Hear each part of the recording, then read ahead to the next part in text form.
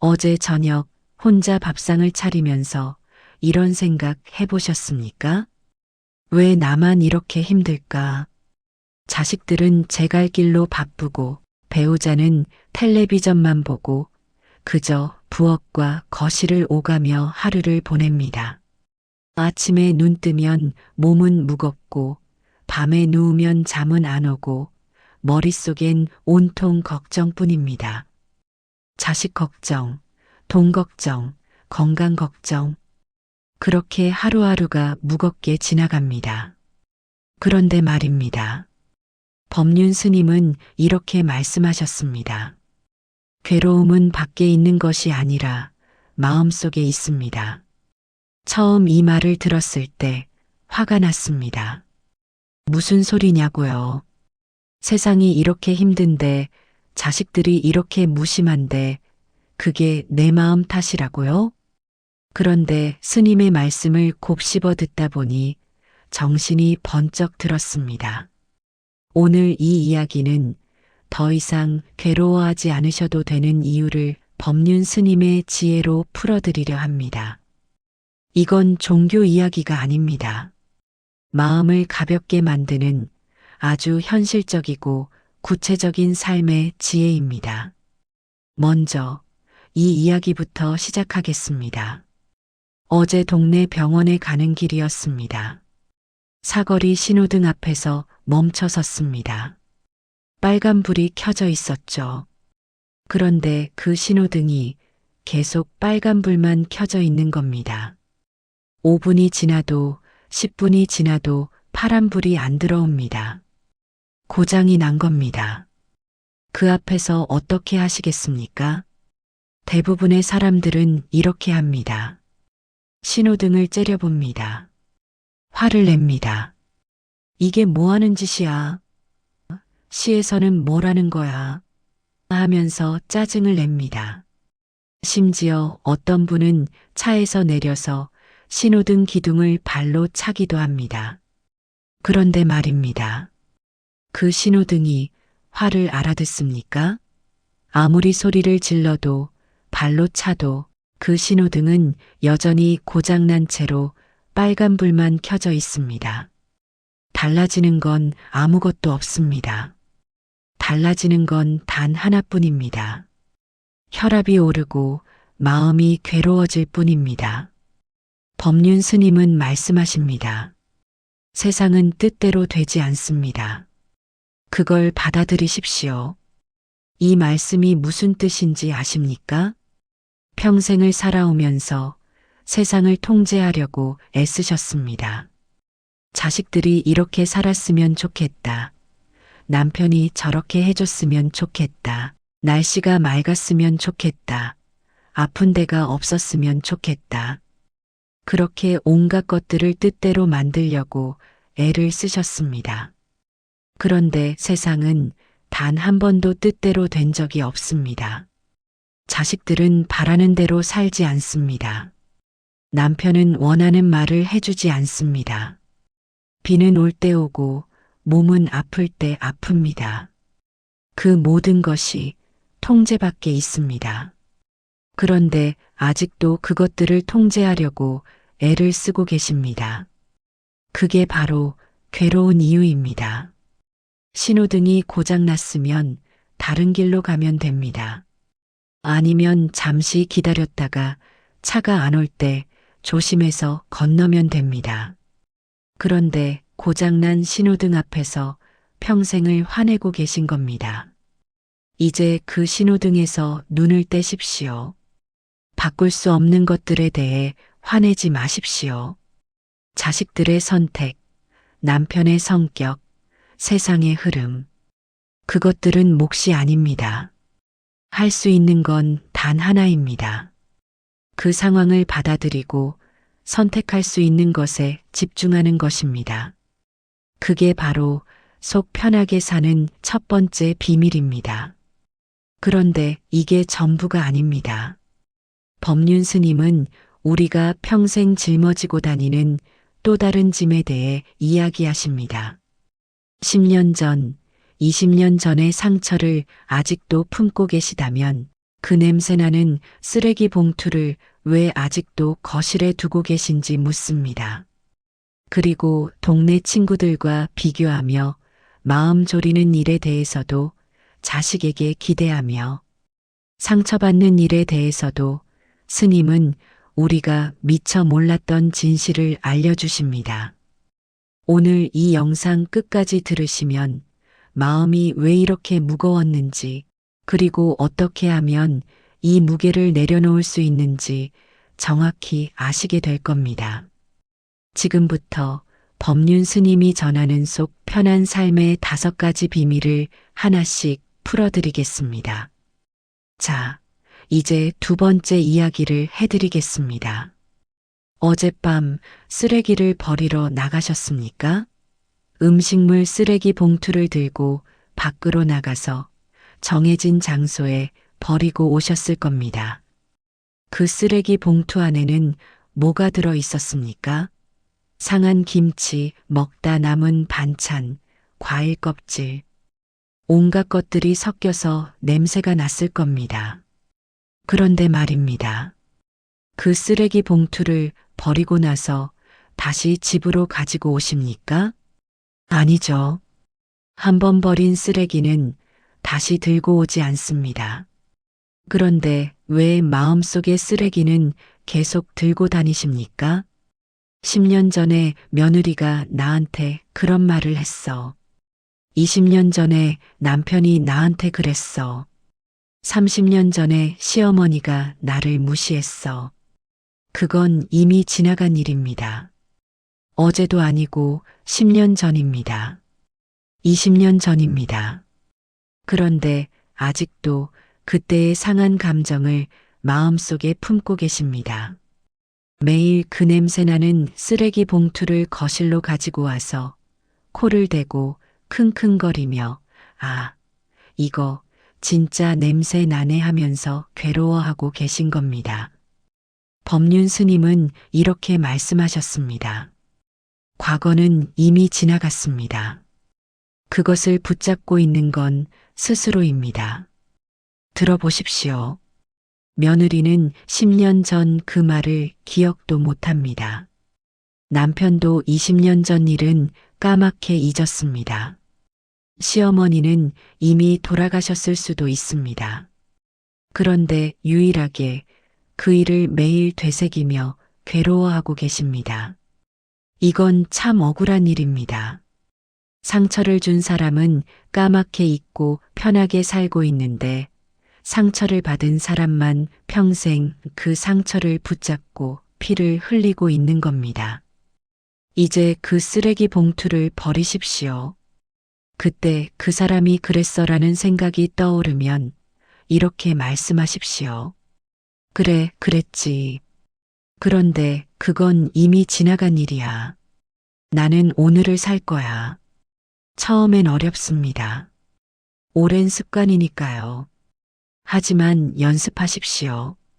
과거의 쓰레기를 버리는 연습을 하십시오. 그러면 어느 순간 마음이 가벼워지는 걸 느끼실 겁니다.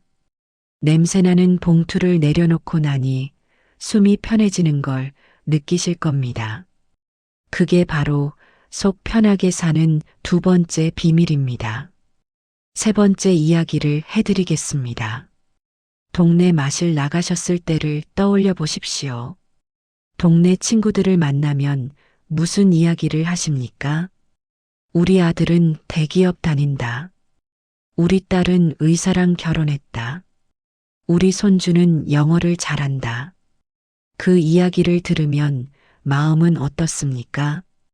우리 아들은 작은 회사 다니는데, 우리 딸은 이혼했는데, 우리 손주는 공부를 못하는데, 그렇게 비교하면서 마음이 움츠러듭니다.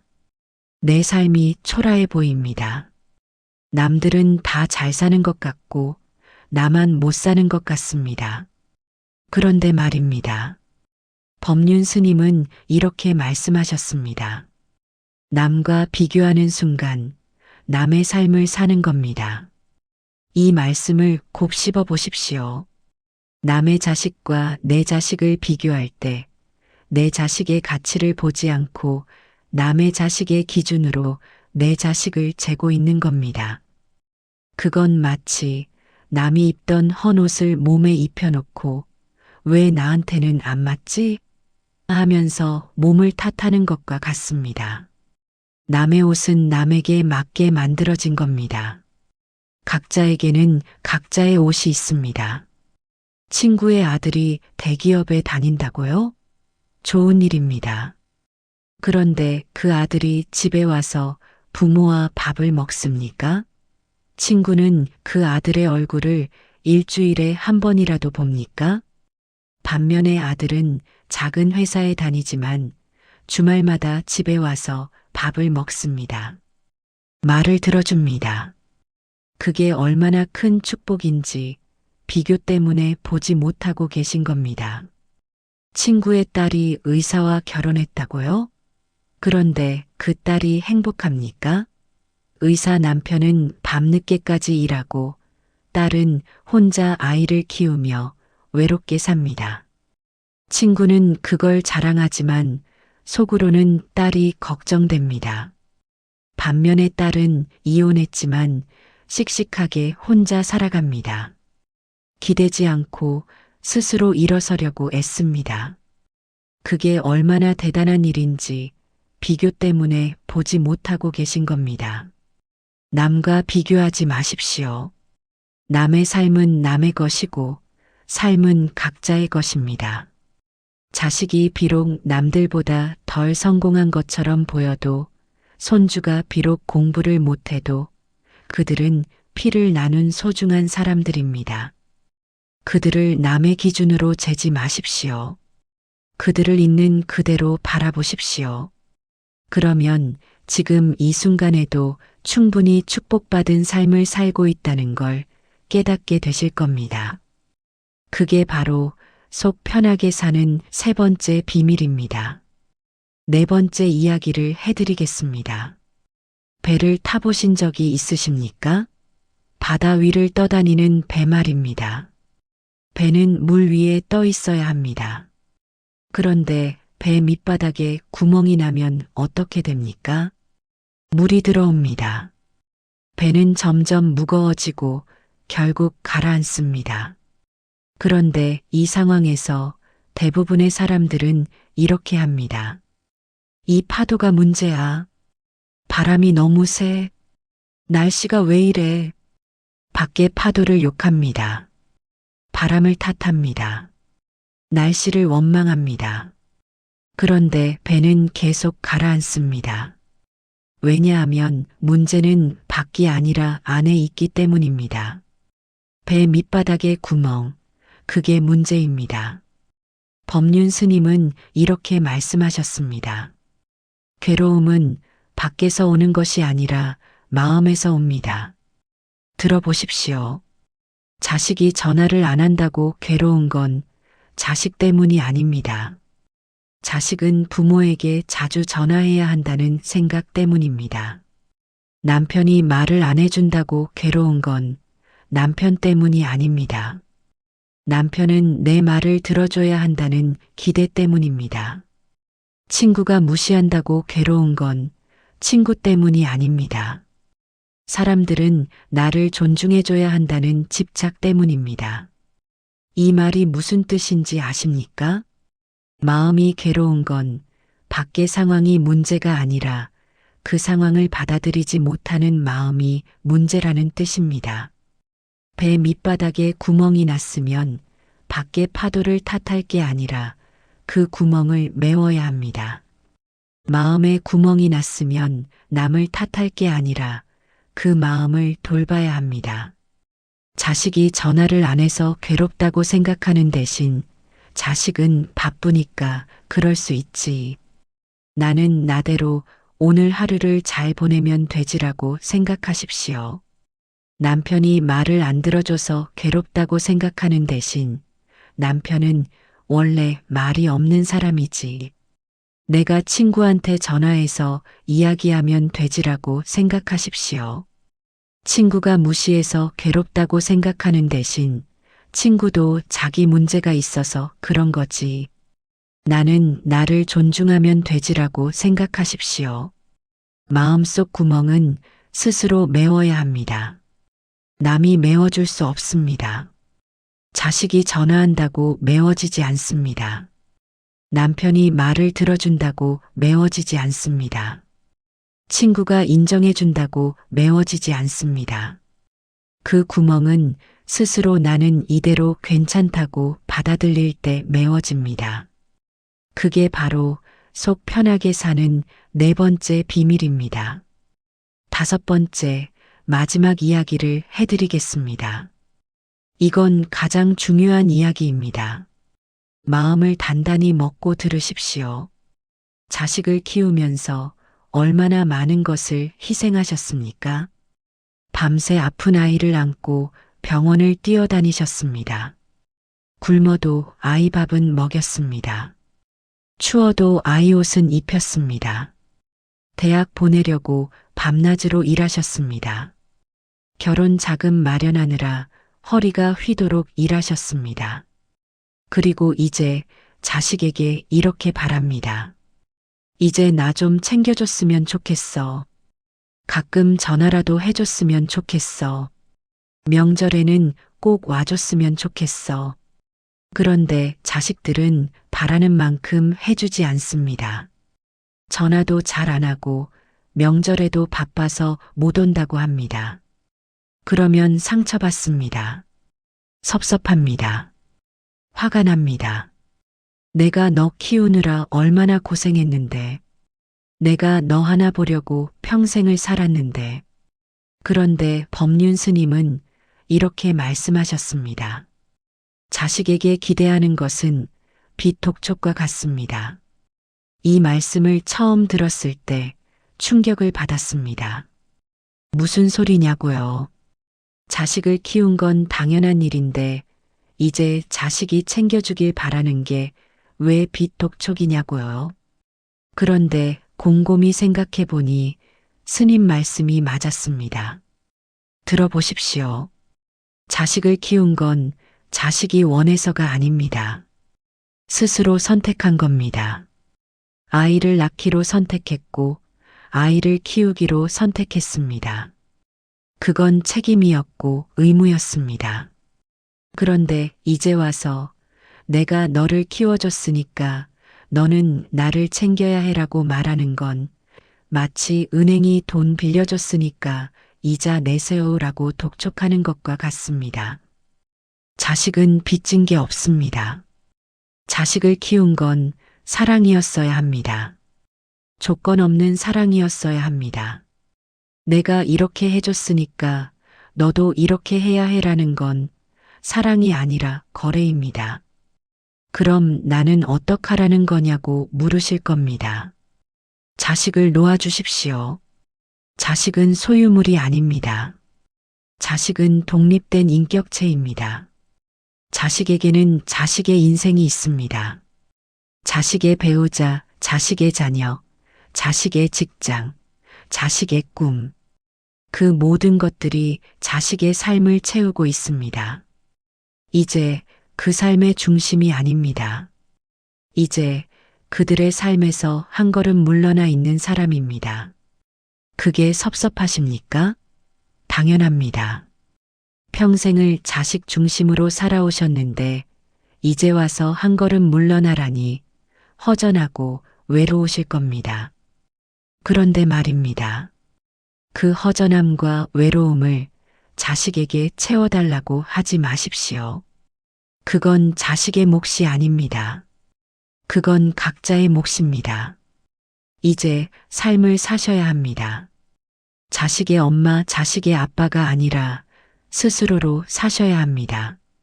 자식이 전화 안 하면 친구한테 전화하십시오. 자식이 안 오면 동네 경로당에 가십시오. 자식이 안 챙기면 스스로를 챙기십시오. 그렇게 사는 게 자식한테도 좋은 겁니다. 자식은 부모가 나 외롭다, 나 심심하다, 나 챙겨줘라고 할 때 부담을 느낍니다. 죄책감을 느낍니다. 그래서 더 멀어집니다.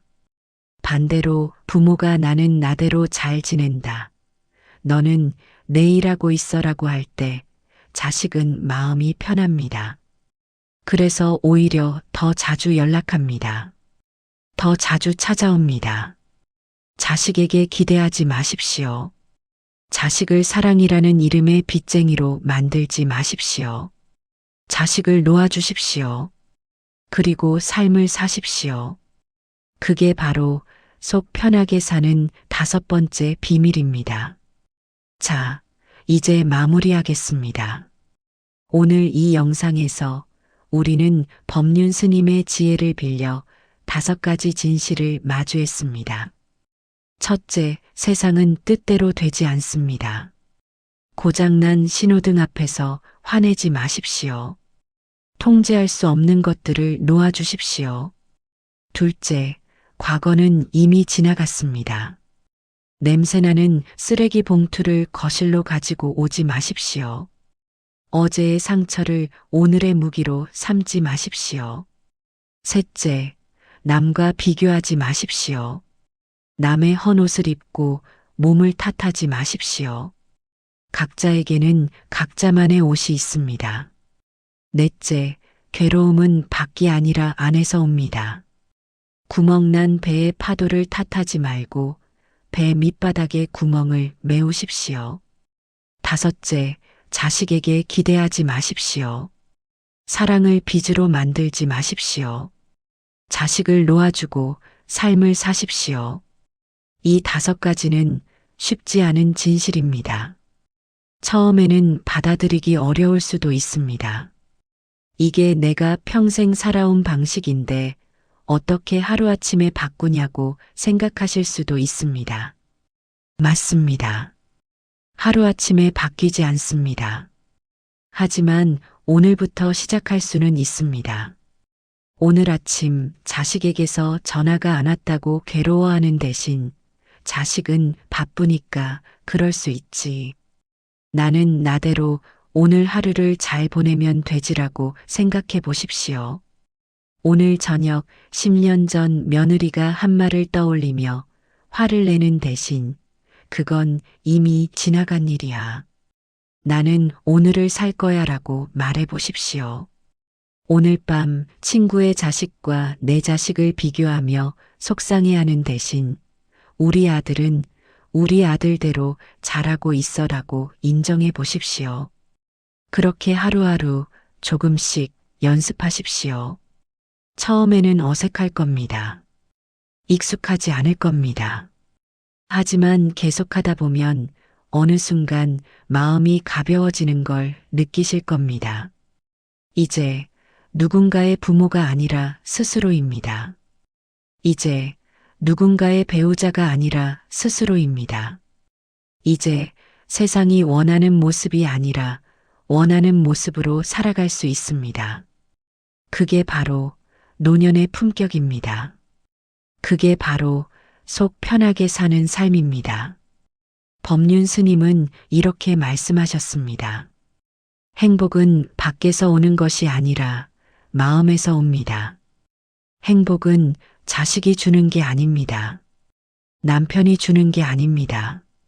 친구가 주는 게 아닙니다. 세상이 주는 게 아닙니다. 행복은 스스로 만드는 겁니다. 오늘부터 행복을 만들기 시작하십시오.